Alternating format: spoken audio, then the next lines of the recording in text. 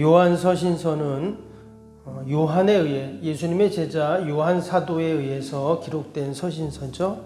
요한복음 또 요한계시록의 저자입니다.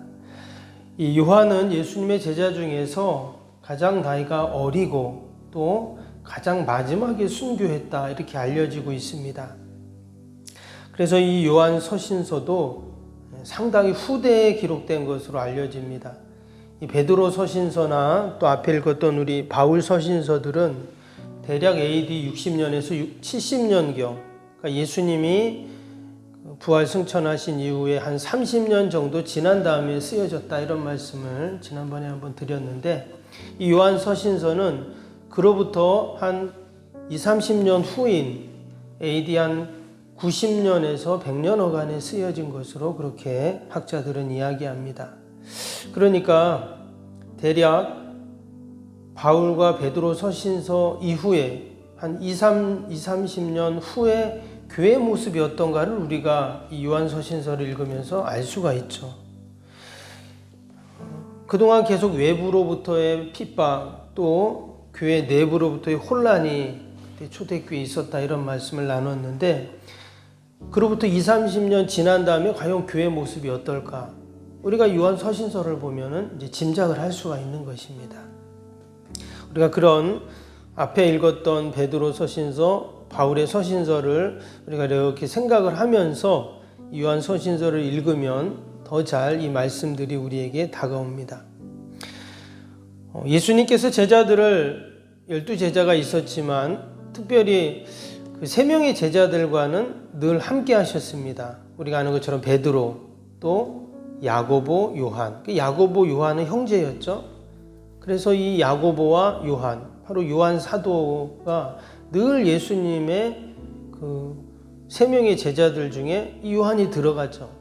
그 말은 예수님께서 12제자 말고도 또 많은 제자들이 있었지만 특별히 12제자, 그 중에서도 특별히 3명의 제자들은 예수님이 특별히 생각하셨다는 것을 알 수 있어요.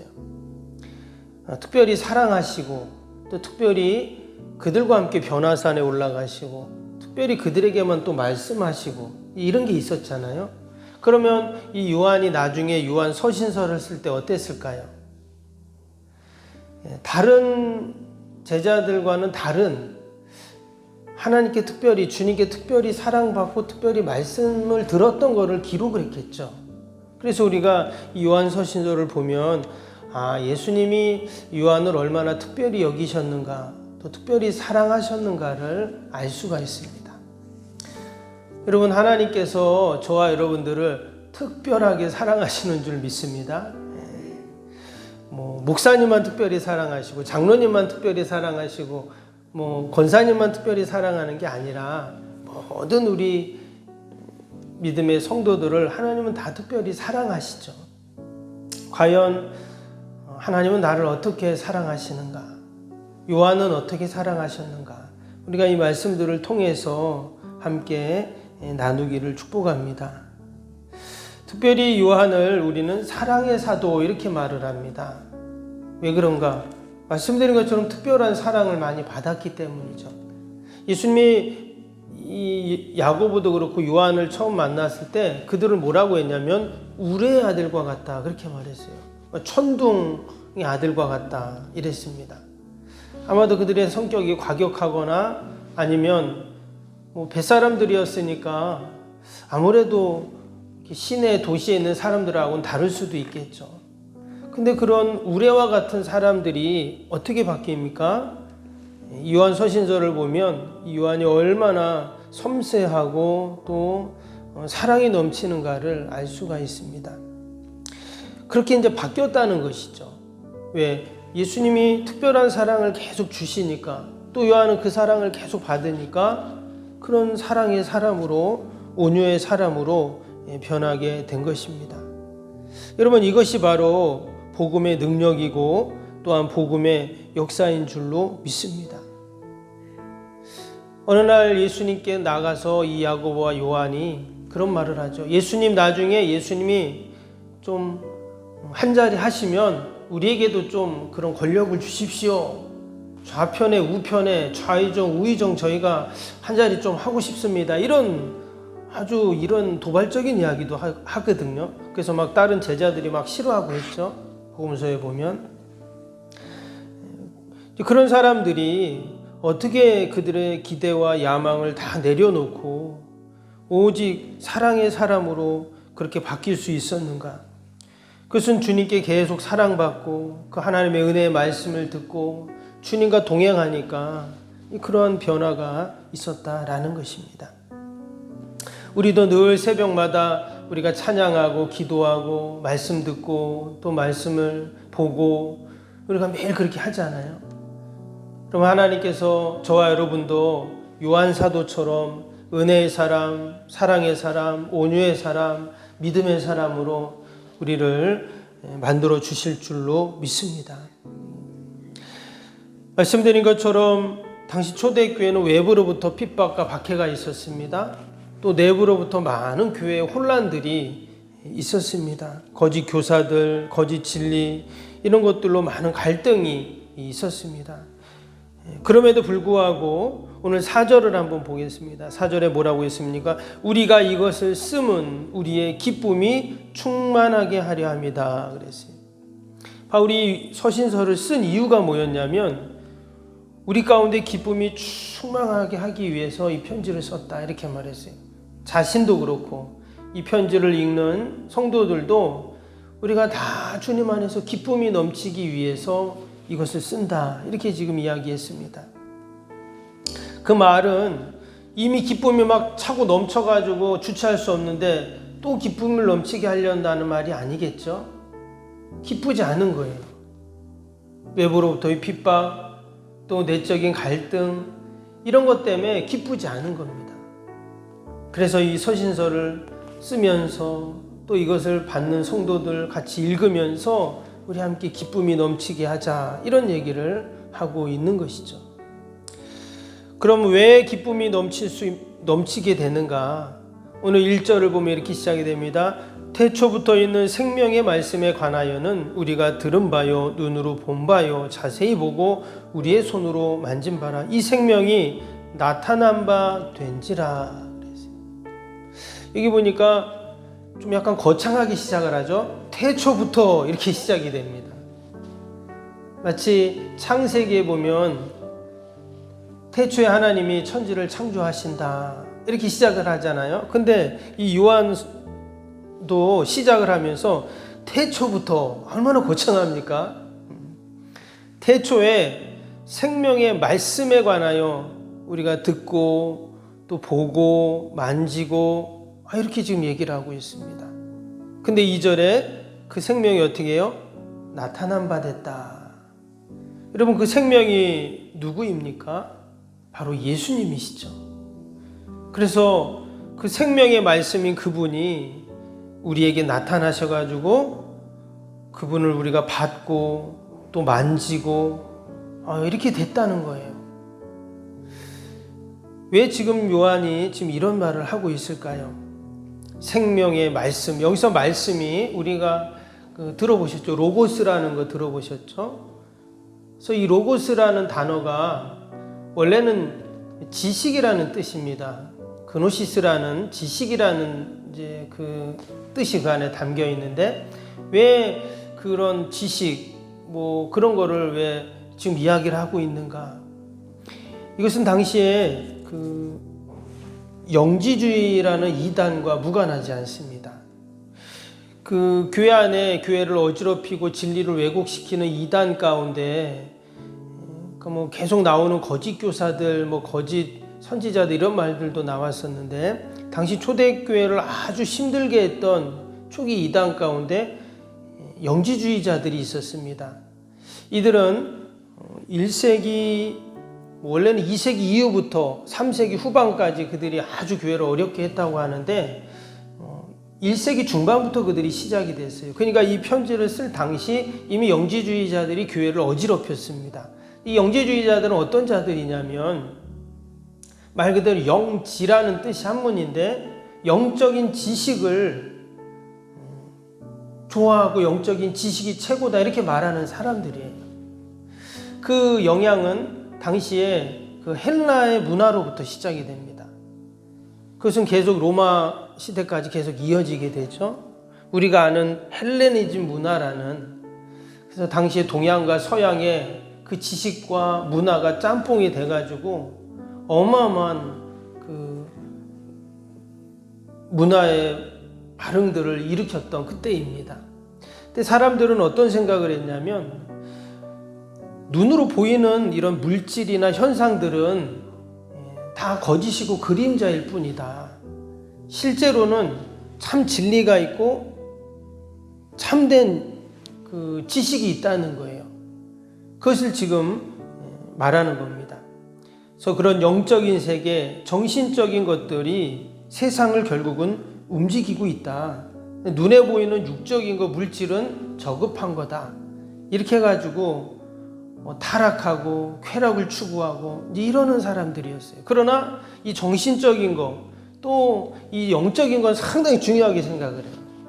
그런데 지금 예수님은 어떤 분이세요? 하나님의 아들이잖아요. 근데 그 신이 사람으로 나타났습니다. 그럼 이 영지주의자들은 그것을 인정할 수가 없는 거예요. 어떻게 눈으로 볼 수 없는 신이 인간의 모습으로 와가지고 그분이 하나님의 아들이고 하나님이라고 말할 수 있냐? 말도 안 된다. 그런 얘기를 하는 거예요. 근데 당시의 사람들은 이 영지주의자들의 얘기를 너무나 쉽게 받아들이고 그것을 금방 그들이 이해를 했다는 것입니다. 이 교회에 와서 그런 얘기를 하고 교인들에게, 성도들에게 그런 얘기를 하니까 이 사람들은 과연 어떤 것이 맞나 그렇게 생각을 하는 거죠. 영적인 지식을 통해서만 인간은 행복을 누릴 수 있다, 구원을 받을 수 있다, 이렇게 그들은 얘기하고, 물질적인 거, 눈에 보이는 거, 육체적인 것은 다 악하다, 이렇게까지 얘기를 했던 것이죠. 나중에는 이 영지주의자들은 교회가 부흥하면서 이제 완전히 이단으로 몰려서 사라지게 됩니다. 그러나 그 영향은 지금까지도 계속 미치고 있죠. 이런 이론, 지식, 신념 이런 것을 강조하던 자들입니다. 근데 지금 예수님은 어떤 분이시라고요? 예수님은 그 생명의 말씀이었는데 그분이 우리에게 오셔가지고 우리가 그들을 보고 심지어 우리가 만지고 그렇게 되었다라는 것이죠. 이 얘기를 지금 요한은 가장 먼저 시작을 하고 있습니다. 그러면서 이어지는 말씀을 보면 그 생명의 말씀이 어떻게 해요? 빛이다, 이런 말씀을 우리에게 또 하고 있습니다. 그 빛이 우리 가운데 오고 또 우리가 그 빛으로 인해서 생명을 얻고 이제 우리는 살아갈 수 있다. 5절부터 나오죠. 5절 한번 볼까요? 우리가 그에게서 듣고 너희에게 전한 소식은 이것이니 곧 하나님은 빛이시라 그에게 어둠이 조금도 없으시다는 것이다. 만일 우리가 하나님과 사귐이 있다고 어둠에 행하며 거짓말하고 진리를 행하지 아니함이거니와 그가 빛 가운데 계신 것 같이 우리도 빛 가운데 행하면 우리가 서로 사귐이 있고 그 아들 예수의 피가 우리를 모든 죄에서 깨끗하게 하실 것이요. 빛이신 그분이 우리 가운데 오셔서 이제 우리가 그분과 사귐을 갖게 되고, 그래서 우리가 이제는 새 생명을 얻은 믿음의 삶을 살게 되었다는 이야기입니다. 오늘도 주님께서 저와 여러분의 삶 가운데 빛으로 오시고 또 그분과 내가 사귐을 갖고 또 주님과 오늘도 동행하고, 영지주의자들만처럼 사상이고 생각이고 이념이 아니라는 거예요. 우리가 아침에 그 태양빛이 우리를 다 비추잖아요. 그럼 어떻습니까? 그 태양빛이 나를 비칠 때 내 안에 있는 모든 세포를 다 비추죠. 그래서 그 빛이 내 안에 들어오죠. 그러면은 그 빛이라는 것은 에너지인데, 생명인데, 하나님께서 나에게 그 생명의 빛을 비춰주시면서 내 안에 생명으로 나를 충만하게 하시죠. 빛이 나를 비췄다는 것은 빛과 내가 하나가 되었다는 것이죠. 여러분, 주님과 동행한다는 것은 이런 것입니다. 그냥 우리가 교리나 생각이나 정신이 아니에요. 주님과 함께 동행하는 것이죠. 오늘도 저와 여러분 주님과 함께 동행하고 또 주님과 함께 하면서 주님이 주시는 그 은혜와 복을 누리는 이런 복된 하루가 되시기를 주님의 이름으로 축복합니다. 금요일 기도 함께 하겠습니다. 76번부터 90번까지 기도입니다. 새 성전 건축을 통해 주님의 지상 명령을 수행하게 하옵소서. 아멘. 복음의 능력으로 사람을 살리고 세우는 거룩한 공동체로 쓰임받게 하옵소서. 아멘. 선교, 구제, 봉사, 섬김이 새로운 공간을 통해 역동적으로 펼쳐지게 하옵소서. 아멘. 사도행전을 꿈꾸고 이루는 위대한 교회로 세워지고 쓰임받게 하옵소서. 아멘. 성도들의 간절한 기도와 눈물의 헌신으로 든든히 서가는 교회가 되게 하옵소서. 아멘. 주일을 온전히 성수하며 온전한 11조와 헌금을 드리는 성도가 되게 하옵소서. 아멘. 교회의 모든 일꾼들이 성령과 지혜와 믿음과 은혜가 충만하게 하옵소서. 아멘. 온 성도들의 마음과 생각이 하나 되어 건축 과정에 큰 힘이 되게 하옵소서. 아멘. 온 성도들이 교회에 대한 사랑과 긍지로 새 성전 건축을 이루어 가게 하옵소서. 아멘. 분열의 악한 영이 틈타지 않게 하시고 건축하는 과정 가운데 실족하는 사람이 한 명도 없게 하옵소서.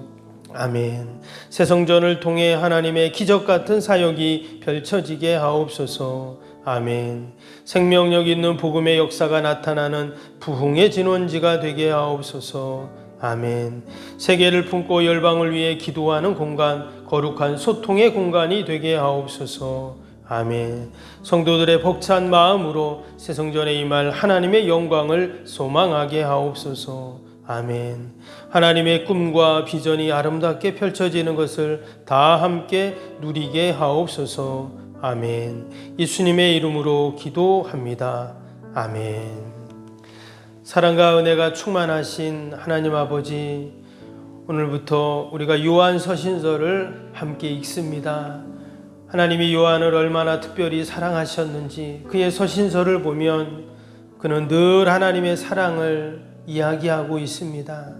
하나님이 우리를 사랑하셔서 우리에게 나타나시고 우리가 그를 보고 그를 만졌다고 그렇게 고백을 했는데, 하나님 오늘도 우리가 주님을 그냥 생각 속에서 마음 속에서만 머무는 주님이 아니라 마치 태양빛이 우리를 비치면 그 햇빛이 우리 안에 들어와서 내가 태양과 하나가 되는 것처럼 주님이 우리 안에 계시고 늘 내가 주님과 동행하며 또한 주님과 함께하는 저희들이 다 되게 하여 주옵소서.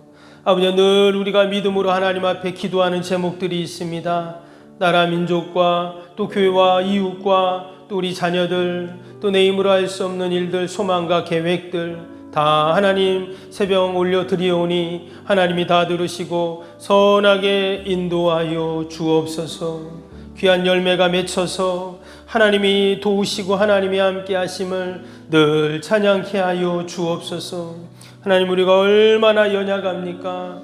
우리 연약한 육신, 또 우리 연약한 의지 다 하나님께 맡기오니 하나님 오늘도 함께 하시고 하늘에 힘을 주시고 용기를 주시고 우리에게 능력을 더하여 주옵소서. 그래서 우리가 늘 하나님 맡겨진 사명 넉넉히 감당케 하여 주옵소서. 주님이 우리에게 베풀어 주신 사랑에 비하면 우리가 하나님께 할 수 있는 일이 너무나 작은데, 하나님 앞에 가는 그날까지 늘 하나님 교회를 섬기며 또 아버지 우리에게 맡겨진 삶의 자리를 넉넉히 지켜가는 저희들이 다 되게 하여 주옵소서. 연약한 육신, 연로하신 어르신들 늘 돌봐주시고 날마다 회복되고 치료되고 강건해지는 은혜가 있게 하여 주옵소서. 하나님, 특별히 기도할 때 아버지 전세의 대금을 받지 못해 사기를 당해 고통당하는 이들이 너무나 많다고 합니다. 하나님, 그들을 불쌍히 여기시고 나라에서 정책을 잘 써서 아버지 그들이 더 고통당하지 않고 다시금 회복할 수 있는 은혜를 베풀어 주옵소서. 아버지, 그리고 이러한 어려움들이 다시는 일어나지 않도록 좋은 제도가 만들어지게 하여 주시고, 아버지, 우리가 어려운 이웃들을 늘 생각하며 함께 기도하고 도울 수 있도록 은혜를 베풀어 주옵소서. 감사하며 예수님의 이름으로 기도하옵나이다. 아멘. 하늘에 계신 우리 아버지, 아버지의 이름을 거룩하게 하시며 아버지의 나라가 오게 하시며 아버지의 뜻이 하늘에서와 같이 땅에서도 이루어지게 하소서. 오늘 우리에게 일용할 양식을 주시고 우리가 우리에게 잘못한 사람을 용서하여 준 것 같이 우리 죄를 용서하여 주시고 우리를 시험에 빠지지 않게 하시고 악에서 구하소서. 나라와 권능과 영광이 영원히 아버지의 것입니다. 아멘. 사랑과 은혜가 충만하신 하나님 아버지,